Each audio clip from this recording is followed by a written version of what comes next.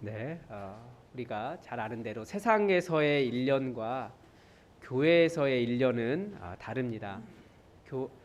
보통 세상에서는 1월 1일이 1년의 시작입니다. 이것을 태양력이라고 하죠.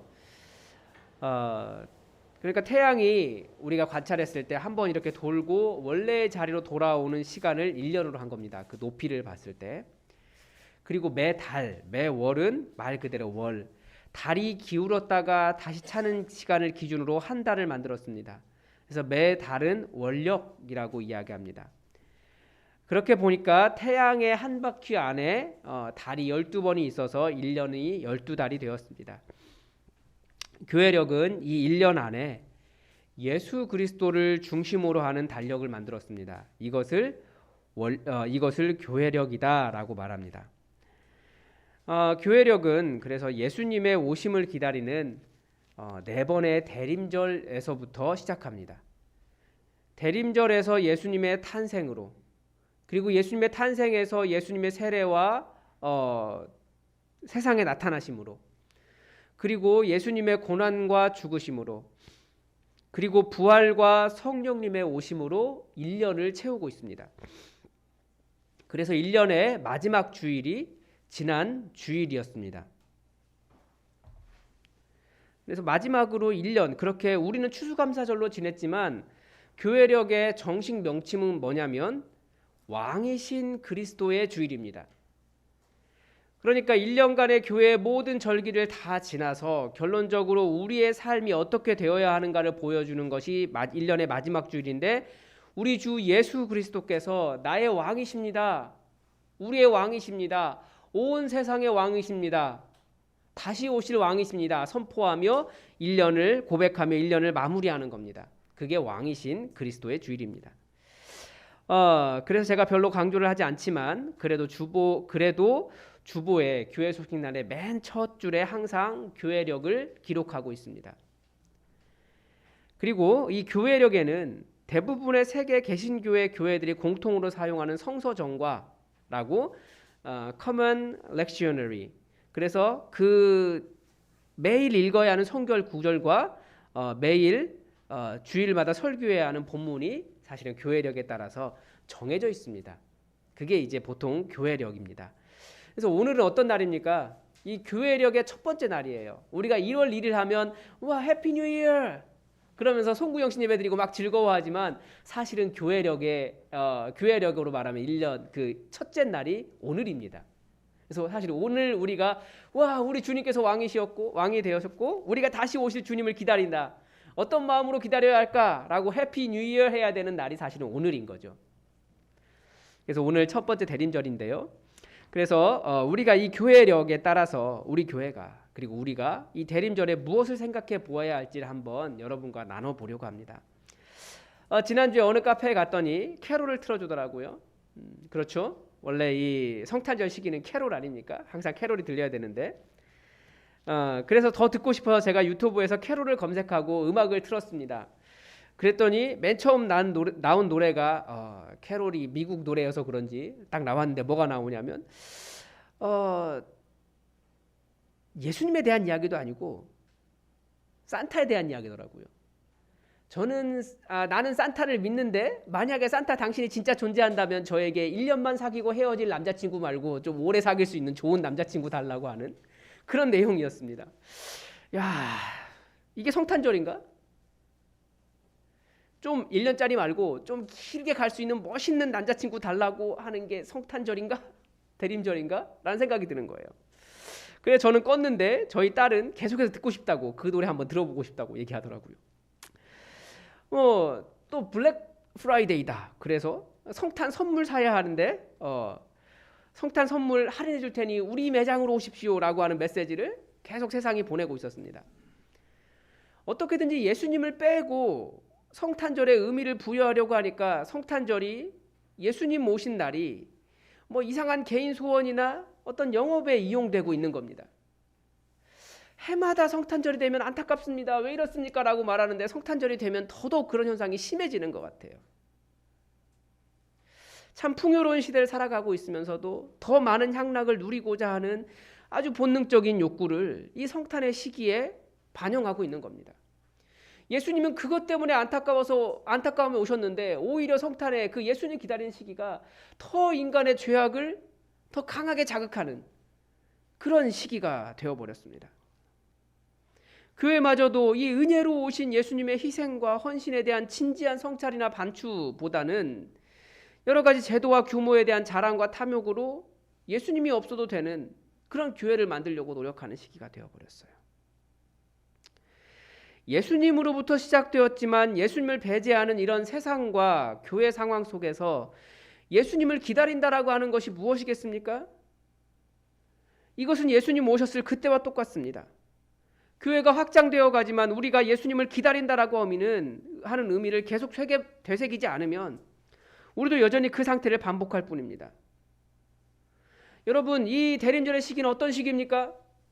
딱 한마디 우리가 이야기하고 싶다면 잃어버린 예수 그리스도를 회복하는 시기예요.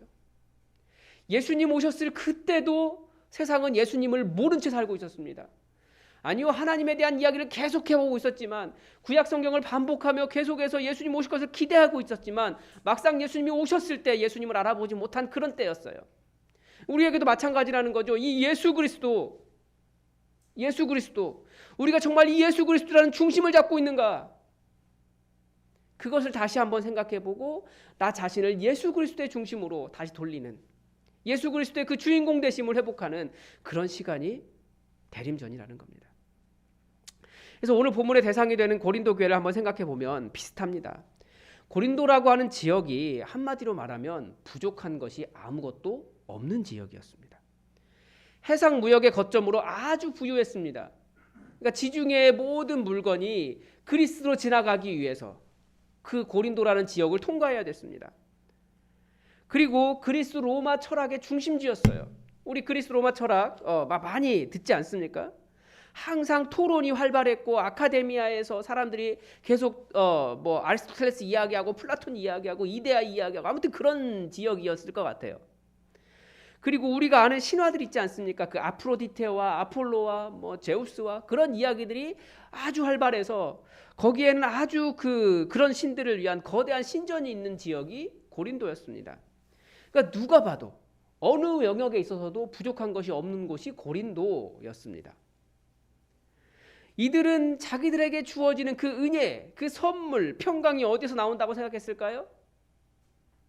그들이 추구하는 그 물질과 그 신화와 그 우상들에게서 나온다고 생각하는 사람들이었다라는 겁니다. 그래서 고린도전서에서 사도 바울이 그들을 야단치면서 그들의 지혜와 그들의 부요함과 그들의 향락과 우상 숭배를 비판하잖아요. 교회라고 하는데 성령의 능력이 충만한데 예수 그리스도의 이름이 있는데 왜 그런 것이 자리를 차지하고 있느냐고 야단을 칩니다. 그러니까 그들은 그들의 은혜와 평강이 누구에게서 나온다고 생각했던 겁니까? 바로 그런 것들에게서, 그 재물과 우상과 지혜와 지식과 향락과 이런 것에서 자기의 은혜와 평강이 있다라고 생각했던 거예요. 그래서 사도 바울이 십자가의 도가 멸망하는 자들에게는 미련한 것이지만 구원을 받는 우리에게는 하나님의 능력이다라고 가르쳐주잖아요. 너희들이 보기에 예수 그리스도의 십자가가 미련한 것처럼 보이느냐? 그런데 우리의 능력은, 우리 주 예수 그리스도는 하나님의 능력이고 하나님의 지혜다. 심지어 교회 안에서조차도 아버지의 아내를 취한 사람이 있을 정도로 향락이 가득 차 있는 것인데 이런 죄악이 있는데도 교회가 말씀을 통해 자정할 능력이 되지 않았다라는 거예요. 그래서 사도 바울이 그들의 근본적인 문제를 지적하고 있는 겁니다. 은혜와 평강은 누구에게서 나온다? 고린도 교회 교인들이여, 은혜와 평강이 어디서 나옵니까? 여러분이 추구하는 그 은혜와 평강이 그런 것들입니까? 우리는 그리스도로부터 오는 은혜와 평강을 추구하고 있습니다 라고 말합니다. 그래서 첫 번째 주제가 은혜와 평강은 우리 하나님 아버지와 주 예수 그리스도로부터입니다. 다른 곳에서도 유사 은혜와 평강이 있을 수 있습니다. 그래서 그 당시에 푸슈도라고 이야기하죠. 가짜, 유사 이런 것들이 굉장히 그런 단어가 많았어요. 비슷한 것이 있을 수 있다라는 거예요.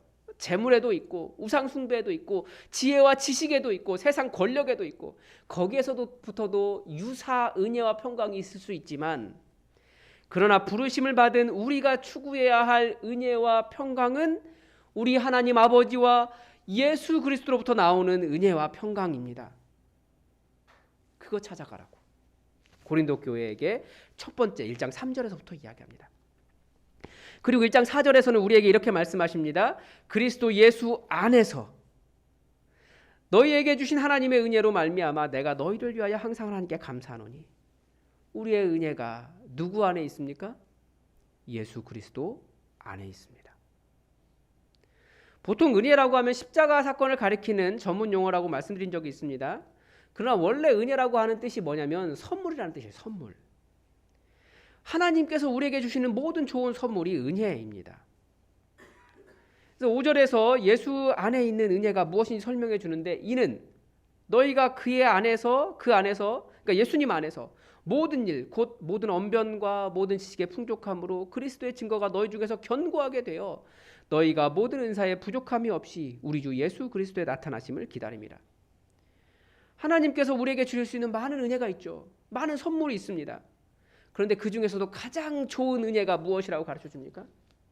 우리가 자꾸 이것을 혼동을 일으키니까 우리가 자꾸 하나님이 내게 은혜를 주시지 않는다라고 생각을 하는 거예요.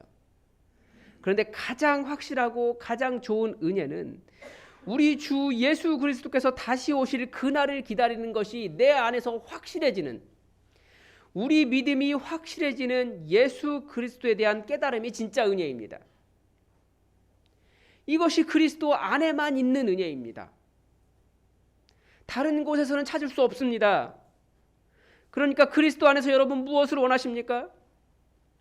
고린도 교회가 그리스도가 아니어도 얻을 수 있는 은혜를 구하기 때문에 신앙에 혼란이 있었던 거예요.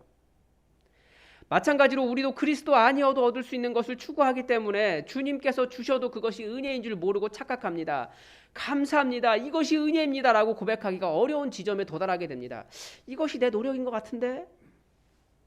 그런 지점이 있는 거죠. 그런 마음이 있는 거예요. 그런데 성경이 가르쳐주는 최고의 지식은 바로 그리스도 그분을 제대로 아는 것입니다. 그분이 믿어지는 거예요. 내가 그분 안에 견고하게 뿌리를 받게 되는 겁니다.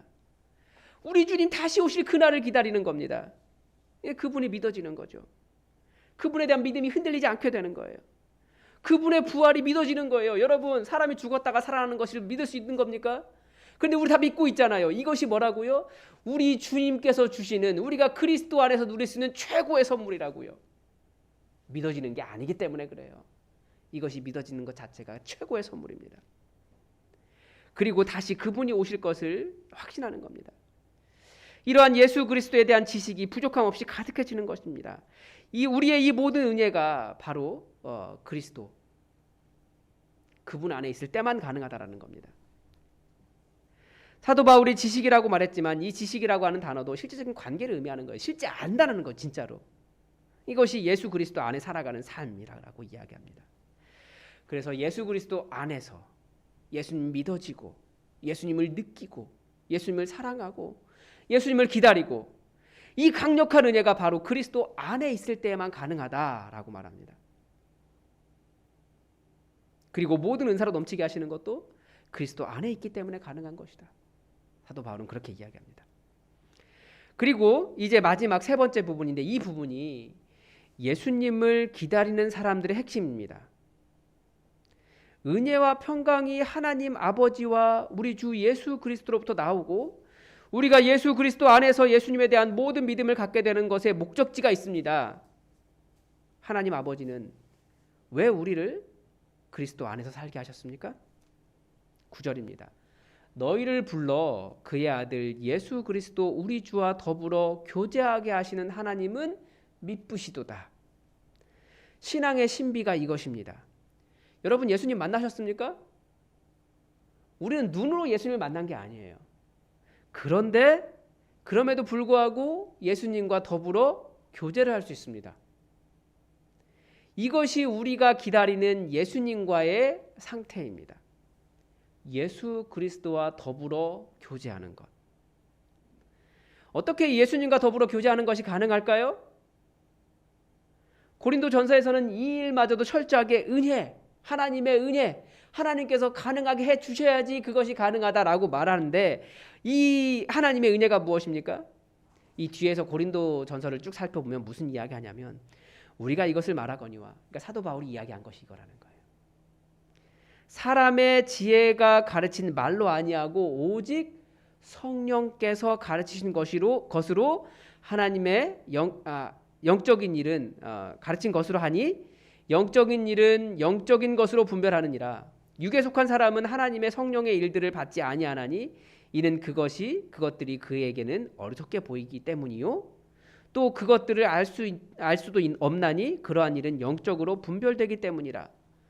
누가 주의 마음을 알아서 주를 가르치겠느냐? 그러나 우리가 그리스도의 마음을 가졌느니라. 고린도전서는 우리의 최종적인 상태가 그리스도와 더불어 교제하는 것이라고 가르쳐주는데 이것이 성령님께서 임하셨기 때문에 우리가 성령에 충만해서 주의 마음을 갖는 것이다, 주님의 마음을 갖는 것이다 라고 가르쳐줍니다. 우리 9절을 다시 한번 봅시다. 그의 아들 예수 그리스도 우리 주와 더불어 교제하게 하시는 분은 우리 하나님 아버지십니다. 그러니까 우리 하나님 아버지께서 해주시는 일이에요. 그런데 누구를 부르셨습니까? 너희를 불러. 우리 각자를 부르신 이유는 주의 영으로 우리 주님과 교제하게, 우리 주님과 더불어 교제하게 하시려고 부르셨다라는 거예요. 철저히 인격적인 교제를 원하시는 거죠. 고린도 교회는 무슨 착각을 했습니까? 능력을 이야기했어요. 은사가 굉장히 충만했거든요. 그래서 어떤 사람들은 방언의 은사가, 당시의 방언의 은사가 언어였기 때문에 방언으로 서로 대화를 했다, 뭐 이 정도까지도 이야기하는 사람들도 있어요. 근데 계속 이야기하는 것이 고린도 교회는 은사가 충만한 교회였습니다. 뭐 방언의 은사, 통역의 은사, 예언의 은사, 치유의 은사 넘쳐나는 곳이었어요. 그런데 이것이 예수 그리스도와 교제하는 것이 되지 못하면 모든 것이 다 뭐가 되어버린 겁니까? 심지어 성령의 은사마저도 자기 의가 되어버리는 거예요. 성령의 은사마저도 자기 의가 되어버리니까 무슨 일이 일어나는 겁니까? 성령의 은사에 충만한데, 방언하는데, 예언하는데, 치유하는데 자기 아버지 아내와 결혼하는 이상한 일이 일어나는 거예요. 그게 예수 그리스도와 교제하는 것이 아니라는 거예요.